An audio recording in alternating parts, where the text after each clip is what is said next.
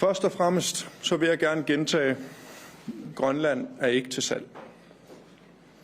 I dag har vi drøftet vores samarbejde mellem Grønland og Danmark. Jeg skal understrege, at Grønland er en del af kongeriget. Vi er en retsstat baseret på demokratiske værdier, og vi har selvstyre under kongeriget Danmark. Situationen er meget, meget, meget alvorlig.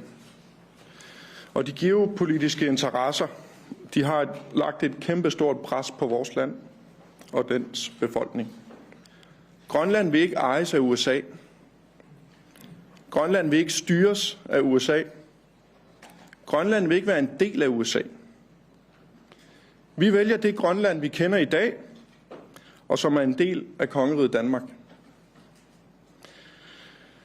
Nu står vi med en geopolitisk krise, og hvis vi skal vælge mellem USA og Danmark her og nu, så vælger vi Danmark. Vi vælger NATO. Vi vælger kongeriget Danmark. Vi vælger EU. Tiden er ikke inde til interne diskussioner og splittelse. Tiden er til at stå sammen og få bygget videre på det fællesskab, vi kender, og til det, vi ønsker. Grønland er som en del af kongeriget Danmark medlem af NATO. Vi har stor tiltro til NATO-alliancen. Og ved at NATO støtter os i den her situation, men støtten fra Europa og Danmark er helt afgørende i den her konkrete situation. Det har ikke været nemt at stå op imod et helt uacceptabelt pres fra vores nærmeste allierede igennem en menneskealder, men meget tyder samtidig på, at det sværeste nu ligger foran os. Det her handler ikke kun om Grønland eller om kongeriget.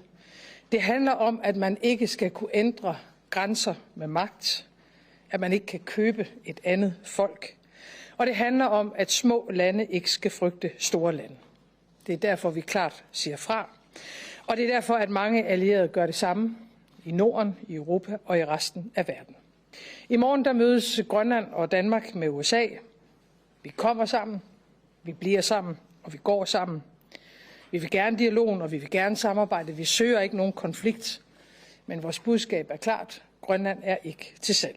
If you ask the people of Greenland, there are quite a bit of worry. People are concerned about the messages from the United States about annexing Greenland or buying Greenland. It causes a great deal of worry about the future. People are reporting difficulties to sleep. This is really filling the agenda and the discussions around the households. So it's a massive pressure that we are under, and people are feeling the effects of it. The Premier of Greenland said today, we prefer to stay with Denmark. Do you see that as the Who final said word? that? The Premier of Greenland. Well, that's their problem. That's their problem. I disagree with him. I don't know who he is, don't know anything about him, but that's going to be a big problem for him. Han er uretfærdig over for os, fordi jeg kan ikke forestille mig at leve på amerikansk livssituation, fordi jeg aldrig kan forestille mig at bo i et andet sted end vores natur er det bedste sted, er det bedste i verden, har jeg nær sagt, ikke? Og det er sådan fri og, hvad skal jeg sige, man er ikke, man er for sig selv. Vi er også selv her i Grønland, synes jeg, fordi vi kan leve, som vi vil. Rigsfællesskabet, ikke? Det er jo Danmark, og vi er jo med ind i den NATO der. Og så kan jeg ikke forstå, hvorfor han bliver ved med at vil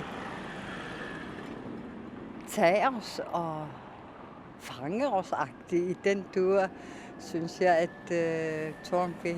大家好，我是主播周玉琴。很多的朋友告诉我们，太阳星全效克菲尔益生菌帮助了睡眠品质。